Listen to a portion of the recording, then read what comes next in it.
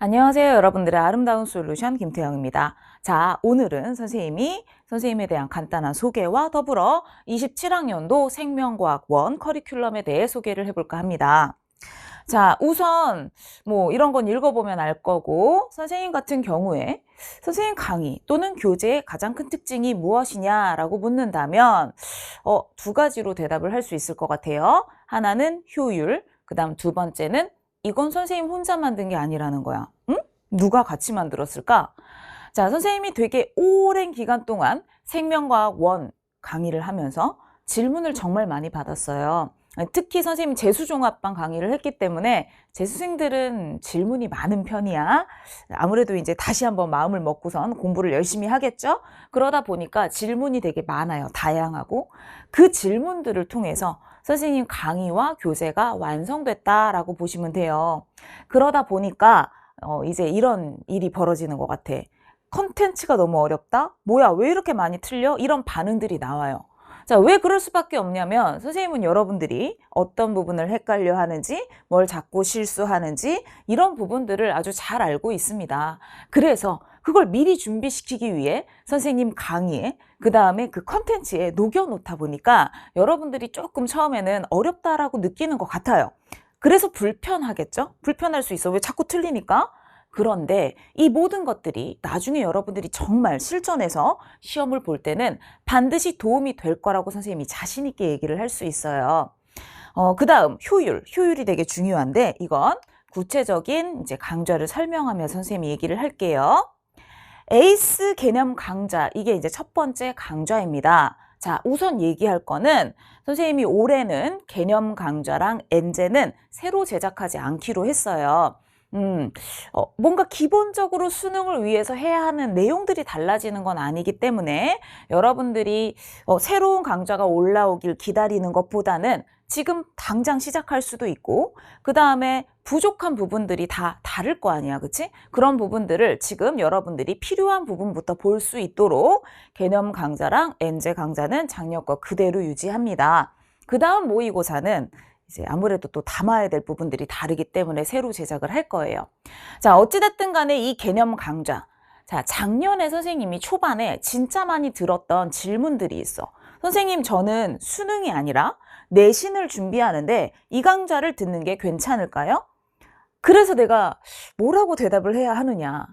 솔직히 내용이 완전 다른 건 아니기 때문에 들어도 괜찮겠지. 하지만 선생님이 자신 있게 내신을 위해 최적화돼 있어. 이렇게 얘기할 수는 없었어요. 왜냐? 이 교재를 만들고 강의를 구성할 때 선생님이 염두에 둔 건 수능입니다. 그렇기 때문에 이 강좌는 수능에 최적화되어 있는 강좌이지 사실 내신은 좀 불편한 부분이 있었을 수 있겠죠. 예를 들자면 이런 거야. 1강에서 생명의 특성에 대해서 공부를 하는데 선생님 교재에는 그 부분에 생태 단원에 관련된 보기들이 나올 수 있어. 왜?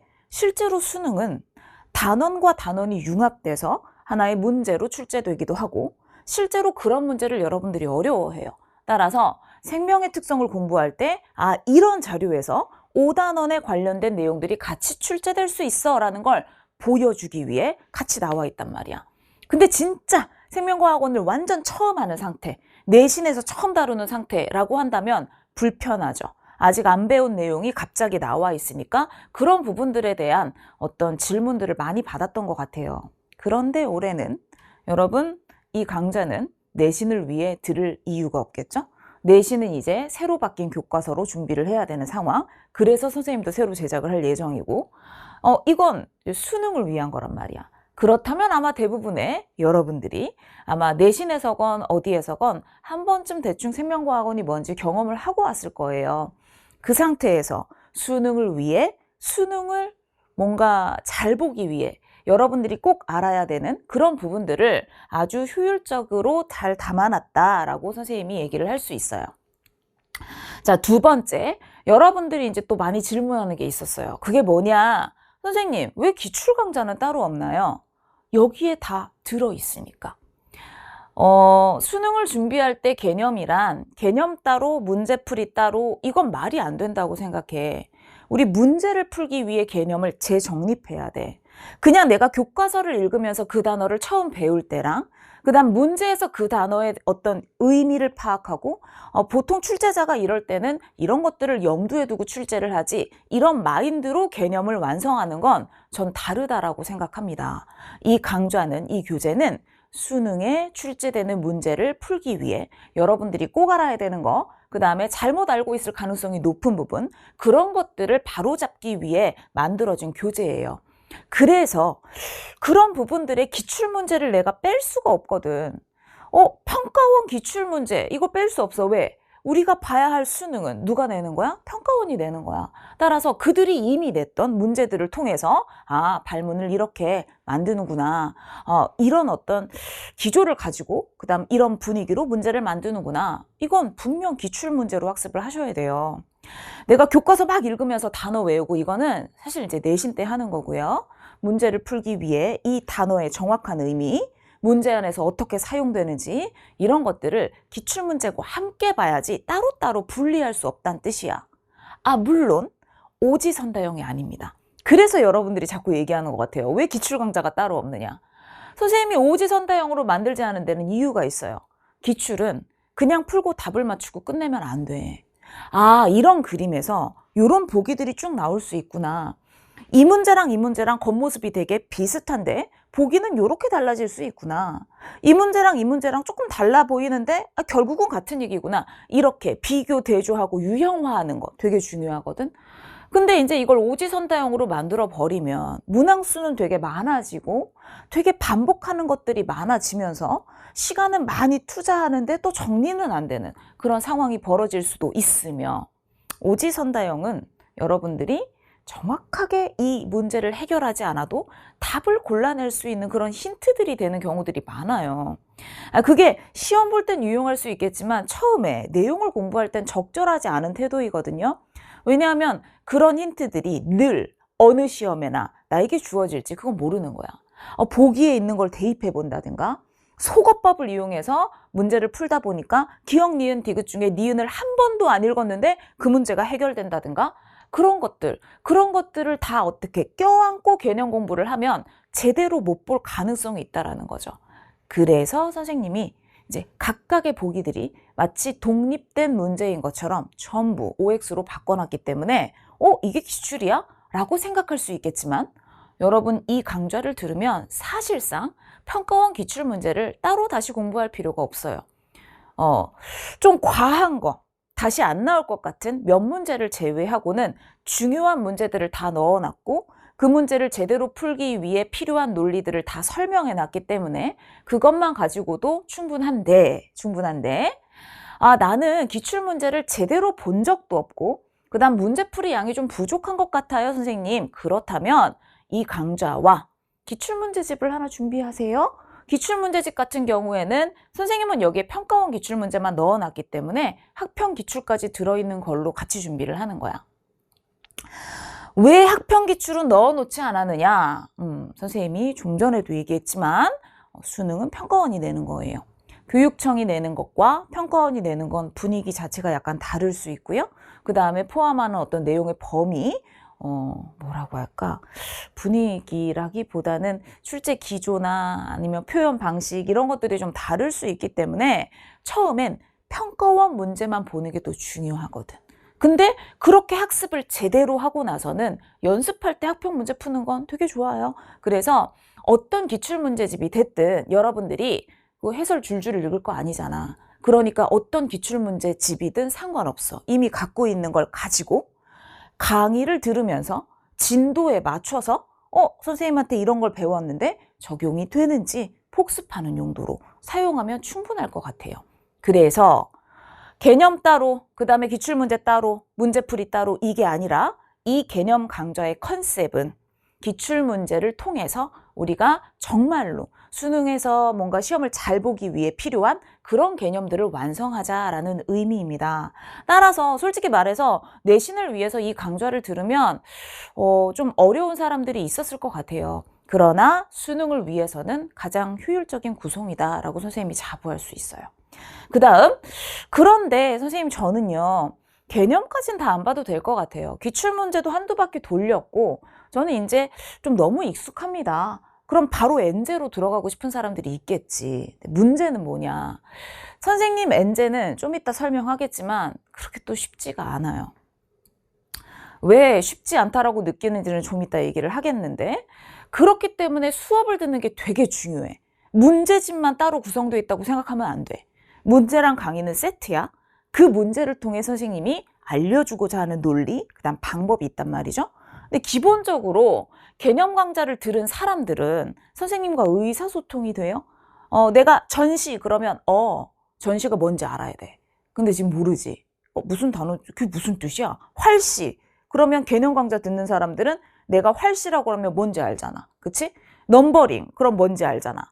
그런데 그게 안 되는 사람들이 저는 개념 강좌는 말고 바로 엔제로 들어가고 싶습니다 할 때, 그때 선생님과의 최소한의 의사소통을 위해 내가 쓰는 표기법, 그 다음에 좀 독특한 방법들, 그런 것들을 빠른 시간 안에 익힐 필요가 있을 것 같아서 셋업 특강이라는 게 존재하는 거예요. 자, 이걸 들은 사람들은 따로 들을 필요는 없어요. 그렇다고 뭐 절대 들으면 안 돼, 이건 아니야. 듣고 나서 복습의 용도로 다시 한번 듣는 건 뭐 괜찮지. 그러나 반드시 들을 필요는 없다. 그런데 선생님 개념으로 개념을 한 사람이 아닌데 내 엔제를 듣겠다라고 한다면 요 정도는 듣고 시작하는 게 훨씬 더 효율적이겠다라고 얘기를 하는 거죠. 자, 그 다음 엔제는 세 가지로 구성이 되어 있습니다. 자, 얘가 베이스, 그럼 뭔가 가장 기초적이고 쉬울 것 같다라는 생각을 할 텐데, 선생님은 여기에 그냥 누구나 풀 수 있는 그런 문제를 실어 놓은 건 아니에요. 여기서 베이스란 뜻은 쉽다는 얘기가 아니라 진짜 점수의 기초를 다진다라는 의미인 거야. 여러분들이 이제 후반으로 가면 갈수록 이제 실전 모의고사도 풀고 막 그럴 텐데, 그때 점수가 안정화되어 있으려면 뭐가 탄탄해야 되느냐? 여러분들이 흔히 킬러라고 얘기하는 문제 말고 개념형 문제들, 그게 좀 완성이 되어 있으면 막 점수가 막 이렇게 너를 뛰는 일은 별로 일어나지 않거든요. 그런데 개념이 좀 부족한 사람들, 공부를 하긴 했는데 조금 어려워지거나 자료의 형태가 달라지면 해석이 불가능하거나 이런 사람들은 빅킬러의 정성 들인 평가원처럼 진짜 내준 그런 모의고사를 보면 점수가 갑자기 뚝 떨어진단 말이야. 그래서 그런 걸 방지하기 위한 컨텐츠다라고 생각하시면 돼요. 빅킬러 중에 여러분들이 좀 어려워할 법한 그런 주제들을 모아놨습니다. 따라서 이건 개념이 완벽하게 되어 있는 상태에서 공부를 해야 의미가 있어요. 개념이 좀 완벽하게 되어 있고 신유형까지도 내가 받아들일 수 있는 그런 상태가 되었을 때 이 강좌를 듣는 게 좋습니다. 그래서 차라리 저는 이 순서로 듣는 것도 괜찮지만 사실 요 개념들은 오히려 여러분들이 나중에 맨 마지막에 얘네들을 다 하고 나서 듣는 것도 나쁘지 않을 것 같아요. 쉬운 빅킬러가 나오면 개념 강좌만 듣고서도 다 풀 수 있을 거거든. 그런데 이제 여기 나오는 이제 문제들 같은 경우에는 좀 어려운 자료 해석이라든가, 그 다음에 여러분들 뭐 A, B요식, 혈액형 응집, 이건 기출문제 자체가 많지 않기 때문에 신유형이라든가 이런 것들을 대비하기 위한 문제들이 같이 섞여 있는데, 아직 기초가 좀 부족한 상태에서 요걸 들으면 오히려 오래 걸리고 계속 걸리는 부분들이 있을 수 있거든요. 어느 정도 좀 익숙해진 상태에서 내가 새로운 걸 한두 가지 흡수할 수 있을 그때 여러분들이 얘를 들으면 되게 빠른 시간 안에 정리가 되고 빠른 시간 안에 부족한 걸 보충할 수 있을 거예요. 그러나 얘는 시간이 또 아주 되게 많이 필요하진 않아. 한번 이해하면 되는 거기 때문에 막 수없이 많이 연습해야 되는 그 부분은 아니라는 거야. 그런 측면에서 엔제의 순서는 체이스부터 가고 그 다음 레이스 본 다음에 마지막으로 베이스로 마무리하는 것도 나쁘지 않아요. 이 순서로 들을 필요가 없다. 왜? 지금 다 완강된 상태잖아. 그치? 자, 따라서 여러분들이 이제 개념 강좌를 듣고 기출 문제를 한 바퀴 돌렸다. 근데 내가 이제 새로운 어떤 문제들, 상황에서 이런 것들이 진짜 적용되는지를 보고 싶다. 그러면 엔제를 푸는 거예요. 체이스랑 레이스의 이 이제 차이는 주제입니다, 주제. 얘는 준킬러라고 보통 여러분들이 생각하는 거죠. 근수축, 막전이, 그 다음에 DNA 상대량 이런 부분들이 들어있어요. 여기도 근데 주제가 주로 준킬러로 나올 뿐 완전 킬러 난이도로 출제될 때도 참 많아요. 어떤 해에는 오히려 가계도 돌연변이 이런 것보다 전도 속도 문제가 가장 어렵게 출제되기도 하는 거거든. 그런데 그럼에도 불구하고 여러분들은 시험을 볼 때 보통 요 주제들을 먼저 건드려요. 따라서 얘 되게 중요해. 내가 아무리 얘기를 해도 본인이 아무리 이게 전도 속도가 안 풀리면, 근수축이 안 풀리면 가계도나 돌연변이부터 먼저 봐야지 마음을 먹어도 잘 실천이 안 돼. 요것부터 보는 게 습관이 되어 있어서. 그럴 거라면 얘네가 탄탄하게 자리를 잡고 있을 때 흔들리지 않을 수 있다는 거지. 그런데 얘네들은 좀 연습이 많이 필요해. 기출로 어느 정도 학습이 되었다 하더라도 또 이제 새로운 상황이 다가오면 여러분들이 배웠던 걸 바로 적용하지 못하는 부분들이 있거든요. 그래서 선생님이 되게 많은 문항은 아니죠. 그렇다고 또 적은 문항은 아니에요. 하지만 이 100문항, 100문제가 모두 다르도록 구성을 했다라고 보시면 돼요. 비슷해 보이는 문제를 여러 개 반복하는 게 아니라 한 문제 한 문제 배울 게 있도록, 한 문제 한 문제 새로운 부분들이 뭔가 보이도록, 달라 보이도록 구성을 했기 때문에 하나 해결했는데 그 다음에 또 다른 게 있고 그 다음에 또 다른 게 있어. 그러니까 여러분들이 어렵다라고 느낄 수 있어요. 처음 볼 때는. 그래서 요런 엔제 같은 경우에는 여러분들이 얘는 한 번만 봐도 괜찮지만 체이스나 레이스 같은 경우에는 처음엔 먼저 문제를 풀어보고 막히는 건 금방금방 넘어가고 강의를 들어보고 다시 복습을 하고 그 다음 한두 달이 지났을 때, 한 달 정도 지났을 때 다시 한번 쭉 풀어보면서 또 안 되는 걸 해결해보고, 즉 여러 번 풀어야 좋은 엔제다. 하나하나 반복되는 게 아니라 다 다양한 문제들을 많이 실어놨기 때문에 처음엔 분명히 어려울 수 있겠지만 그를 위해 우리에겐 주어진 강의가 있죠. 선생님이 설명을 해놨고요. 모르면 그걸 들으면 되겠고요. 그렇게 해서 익힌 게 완벽하게 내 것이 되었는지 여러 번 확인하는 단계를 거치면서 실력을 키우면 될 것 같아요. 알겠죠? 자, 그리고 결국은 이제 끝에 가서는 여러분들이 이제 모의고사를 아무래도 연습을 해야 되겠지. 선생님은 모의고사 같은 경우에는 당연히 새로 제작을 합니다. 왜냐하면 실전 모의고사, 특히 이 생명과학 1은 해마다 출제 어떤 주제라든가 이런 것들이 좀 많이 달라지고요. EBS 반영률이 높은 편이에요. 따라서 EBS 수능 특강, 수능 완성이 나와야 올해 이런 것들이 좀 나올 수 있겠다. 예상해 볼 수도 있고 준비를 제대로 할 수 있겠지. 당연히 6월 모평, 9월 모평 반영해야 되겠죠. 따라서 모의고사 선생님 새로 이제 제작할 건데 작년과 마찬가지로 3개의 시즌으로 구성되어 있어요. 이 시즌 1 같은 경우에는 6월 모평을 여러분들이 대비할 수 있도록 아무래도 이제 처음 보는 모의평가이기 때문에 여러분들이 신경을 많이 써요. 6월 모평이 수능 점수, 뭔가 내가 대학 갈 때 집어넣는 건 아니지만 학평과는 좀 무게감이 다르죠? 걱정을 많이 해. 그래서 그 부분들을 좀 대응할 수 있도록 연습을 해볼 수 있도록 내가 개념 강좌 듣고 엔제 풀었는데 진짜 30분 동안 20문제 풀 수 있겠어? 이걸 연습해 보는 용도로 해서 시즌 1을 구성을 합니다. 이때는 제가 수능 특강은 어느 정도 중요한 문제를 좀 반영해 줄 수 있고요. 그쵸? 그리고 난이도 자체는 2나 이 파이널보다는 조금 어떻게 무난하게 6월 모평은 그래도 아주 어렵게 나오지 않을 때가 많으니까, 그리고 아직은 준비가 덜 된 상태이니까 가장 난이도가 좀 무난하게 그렇게 출제를 하고요. 그 다음에 이제 시즌2 같은 경우에는 6월 모평 본 이후이기 때문에 6월 모평에 출제됐던 중요한 문제들, 그 다음 수능 특강, 수능 완성 반영이 되어 있을 거예요.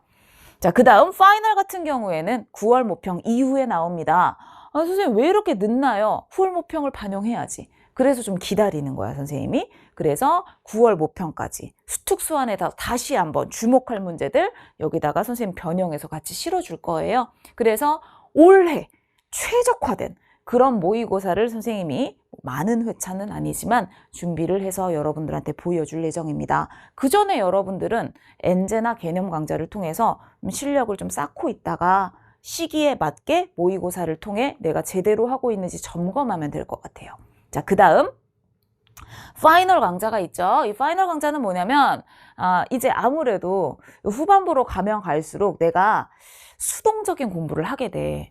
이제 여름 이후에는 누구나 실전 모의고사 같은 것들을 계속 푼단 말이야. 이제 그렇게 되면 문제 자주 나오는 건 완전 강화돼 있어. 너무 잘 알아. 근데 문제에 자주 출제되지 않는 것 또는 초반에 풀었고 점점점 잊혀졌던 주제들 이게 다 개인마다 다를 거거든요. 그런 것들이 막 희석돼. 알긴 아는데 바로 꺼내기에는 조금 어려운 그런 상황이 될 수 있겠지?